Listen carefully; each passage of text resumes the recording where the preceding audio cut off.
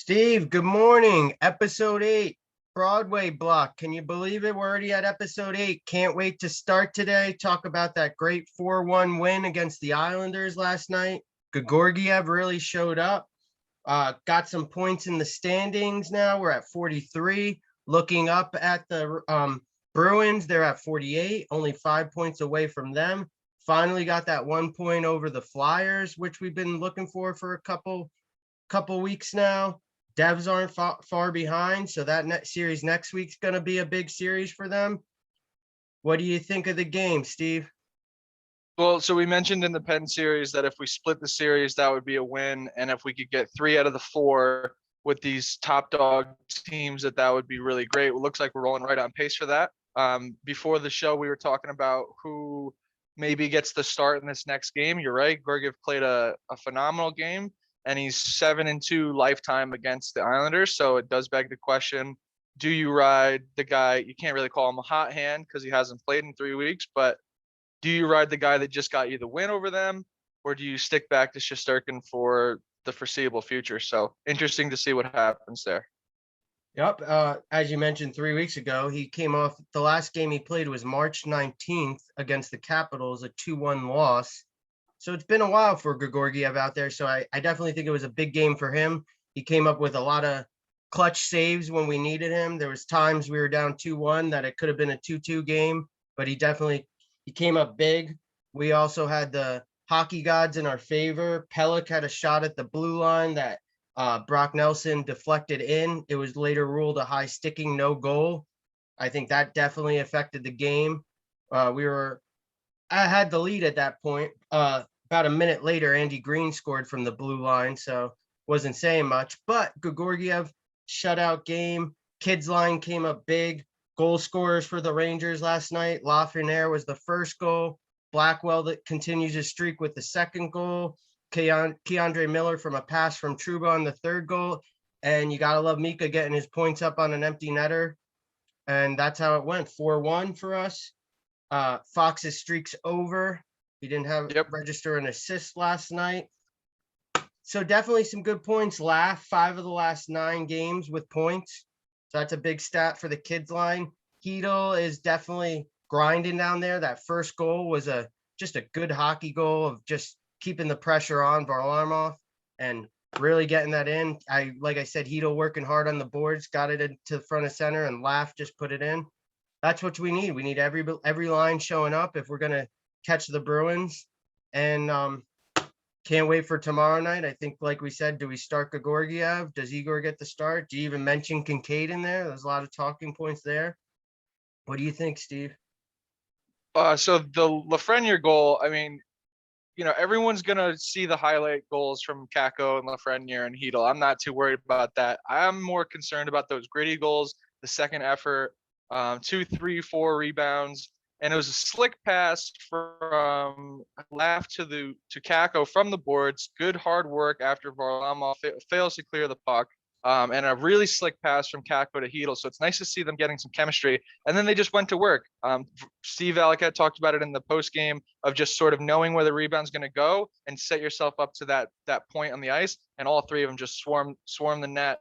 Even though there was 5 Islanders there to defend it, it wasn't enough, and they just kept poking at it. So it's a cool second effort goal from them.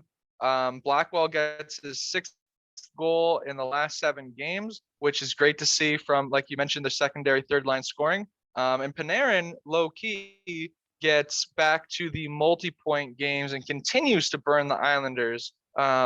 He's, like we mentioned last show, has less games without a point than he does multi-point performances. So he gets back into that multi-point performance category. And you had mentioned the Brock Nelson goal that was overturned when it was 2-0. And the 2-1 mark, he hits the post off of a deflection from Nick Leddy. That's their leading assister in Nick Leddy and their leading goal scorer in Brock Nelson. So those two know how to set that play up. They hit the post at 2-1, and then later the same pair hits the crossbar at 3-1. So we had talked Penguins game about a little bit of puck luck coming in our changes the horizons of that game. It looks like the exact same story with these two being guys that you can count on if you're them to get you out of a rut, and they came an inch away from either tying it or making it a 3-2 game, which means we're looking at a completely different game. And to beat a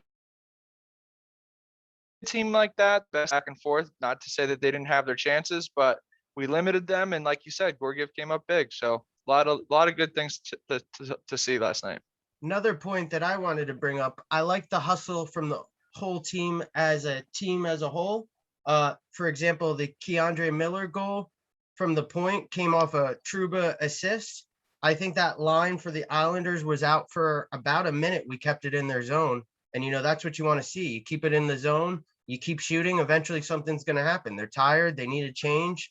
So you got to love Keandre Miller. I think he's tied with rookie defenseman for goals. Leads the league now for rookie defenseman with 4 goals, which is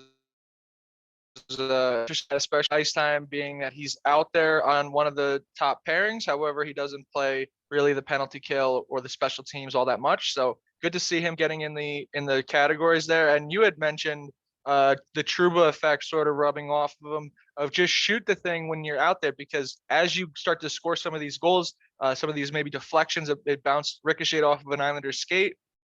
You start to get more confidence from the blue line, and even seeing a line of traffic, you start to just sort of fire it, which is what you want from your young guy, especially the guy who's got a great shot like that. Yep, and especially when the other team's tired, you keeping it in the zone, something good's going to happen.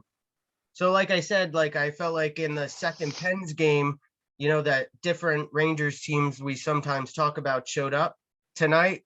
Like I said, I feel like we had a gritty performance by everybody from the coach down. Everybody was working hard, trying to keep it in. And obviously it's a big rivalry game minus this year of us with our standings, but great 2-point win against one of the best teams in the NHL right now. So.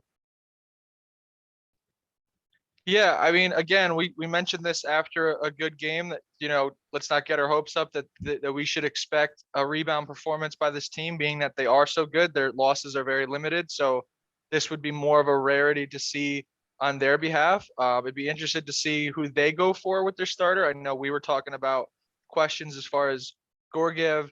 Varlamov has a pretty good record against us, but just Sorokin, their younger goalie, has been trading starts with Varlamov, so it'd be interested to see, especially being Sorokin should have a little bit of history, both playing on the same for their respective Russian clubs. So it'd be nice to see either a rivalry situation there, or maybe we give Gorgiev the cheeky start, being that he has a good lifetime record against the Islanders.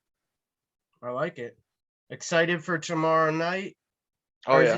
Is it a day? What do we got tomorrow? Day game or night game for us? That's a good question, my friend. Let's look. Looks like we play Nassau Coliseum tomorrow at 7 p.m. This is the 5th straight game that we've beat the Islanders at Nassau Coliseum. So nice to see another road game. Maybe we can add to that column, and couldn't be more excited, man. Couldn't be more excited. Then we're aiming for the Devs next week. Like I said, they're playing good hockey down there themselves, even after their trade of Palmieri and Zajac. So there's definitely a lot of storylines. We'll see who's in net for both the Islanders and the Rangers, and we hope we can get 2 more points and move up in the standings. Hope so, man. Look forward to talking to you about it then. Look forward to talking to you, Steve. Thank you. Later, brother.